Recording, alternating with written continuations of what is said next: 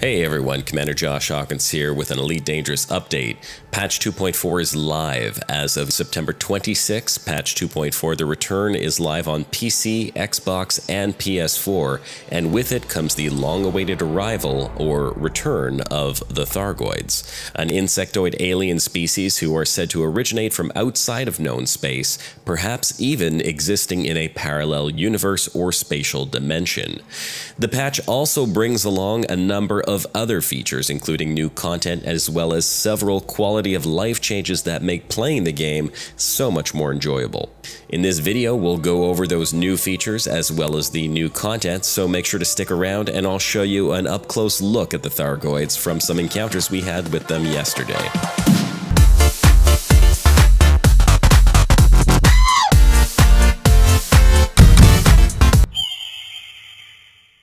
The biggest feature in 2.4 is obviously the addition of the Thargoids, and commanders have been flying around trying to interact with them since yesterday afternoon. But there are a decent number of quality of life changes that have gone into the game as well. Since Elite Dangerous comes in the form of seasons, of which we are currently on Season 2 called Horizons, the owners of the game who did not purchase the Season Pass will not have access to all of the updated features. I'm going to start by going over the features that owners of the Season Pass have access to, and then we'll move on to features that all commanders have access to. For Horizons owners, the features include 9 HoloMe save slots that you can now save multiple looks for your commander. I've no doubt that all the Elite Dangerous content creators are super thrilled about this one, but it will also be useful for those commanders who like changing their look for screenshots and don't want to lose that last perfect HoloMe creation. And going right along with this feature, there are 12 new hairstyles, as well as the addition of eyewear and outfit slots for your HoloMe avatar. Oh yeah. Additional planetary bases added to the Colonia region for migration winners, and some mysterious locations have been added that we will have to find on our own, or perhaps part of the developing Thargoid narrative, we don't know. The last Horizons exclusive feature is that you will now be able to use synthesis to create new heat sinks, chaff, limpets, and to top up life support. Not only is that last one going to take a bit of the edge off of trying to get back to a station after you've accidentally popped your canopy in combat, but it will probably help to keep you alive just a little longer while you wait for the fuel rats if you've run out of fuel. But we'll talk about this one more in just a sec. Moving along to non-Horizons features, the list is considerably longer, and these features are available to all commanders. Speaking of running out of fuel, the route plotting system has received a fantastic quality of life change in the form of an icon that displays the last scoopable star before running out of fuel. Will this put the fuel rats out of business? Probably not. Other changes to the route plotting system include an option to make use of neutron star boosting while plotting routes, allowing you to cross vast distances of space in a considerably shorter amount of time. The whole route plotting system itself has been made much faster, and you can now plot your route up to 20,000 light years out, an amazing and welcome change to all explorers. Ship rebuy penalties have been overhauled in an attempt to add more consequence to PvP. Now, when a player kills another commander, an additional cost has been added if they swap into a less expensive ship before paying the legal costs during the rebuy flow. The only exception to this is for valid power play PvP. And the Pilots Federation will now impose a global bounty on any player who kills another commander. This bounty is valid in every jurisdiction except Anarchy systems.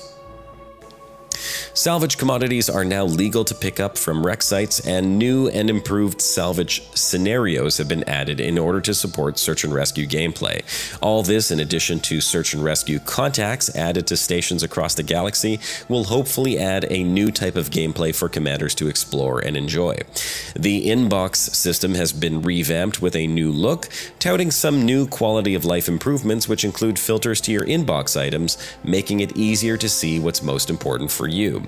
Additional NPC stations have been added to support infrastructure and trade routes in the Colonia region, as well as in the Pleiades region, in order to support the civilian expansion narrative. And you may now pick up chain missions from the mission boards, which can be longer than 2 steps. A new type of limpet controller is now available that allows you to repair your hull and canopy, and if you own Horizons, you will be able to synthesize limpets for this as well, giving explorers a way to repair their hull while far away from the bubble. This has been a major issue in exploration for a long time, and it's one of the limiting factors in long exploration trips, since it's really easy to take small amounts of damage while landing or fuel scooping, and sometimes you can even take a lot of damage. You can now preview game extras in outfitting. This includes items for your Hollow Me avatar, as well as paint jobs, bobbleheads, ship skins, and I believe even ship kits to some extent. This is a fantastic feature that I'm sure will have a lot of commanders dropping their hard-earned money into game extras from the Frontier store, and it will take all the guesswork out of the, I wonder how this will look. And finally, stored ships can now be sold from the rebuy screen to cover the rebuy cost if your ship goes boom. So for all you crazy commanders out there who fly without a rebuy cost, this may just save you from going into debt. There are a ton of other under-the-hood changes in the patch notes, and you're welcome to read them by following the link in the description below. But right now, what I want to talk to you about is the Thargoids.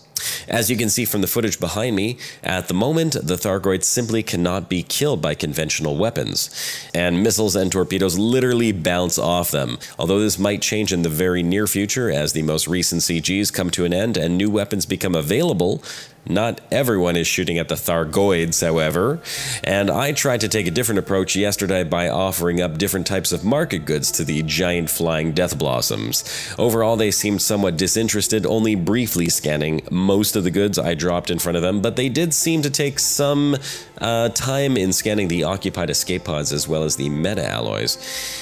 Their behavior was only what I could describe as mostly uninterested in me or my ship, so long as I kept a safe distance from them, but they didn't like me getting too close and deployed their little Tharglets when I got closer if they felt a little uncomfortable, I suppose.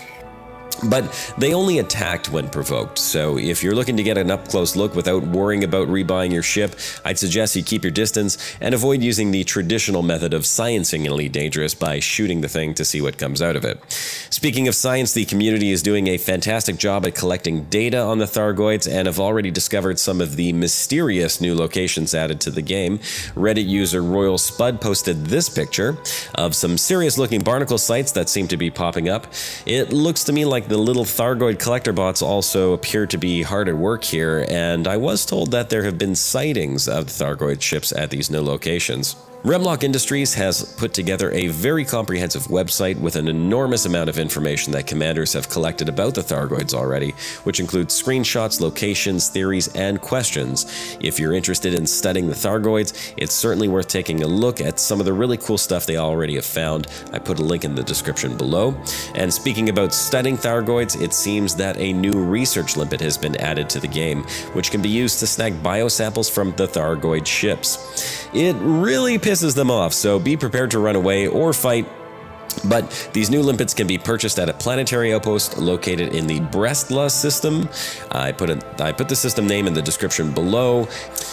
Frontiers explain that they are trying to make the introduction of our new alien overlords a more story or narrative-driven approach, with what should be updates and discoveries that will gradually introduce a much larger narrative. Therefore, it's not surprising that right now we can't really do much in terms of interacting with them. As far as new features and content, the patch seems to be mainly focusing on quality of life changes. It's not really about giving you a ton more new content to go through, but rather making the existing content more enjoyable while the story plays out. Although I'm a bit disappointed that there is currently no way to communicate with the Thargoids, I am very excited to see what will happen next, and I'm crossing my fingers that there will be more options than just shooting at these new beings. I do think Frontier is taking a very risky approach with their plan to introduce the content in increments, however. With such a vast galaxy for players to explore, many players already feel a bit left out when it comes to community events, relying heavily on forums like Reddit and videos from YouTube in order to get their updates, and I have a feeling that many casual players may find themselves having to do just that in order to stay current with the new unfolding Thargoid story.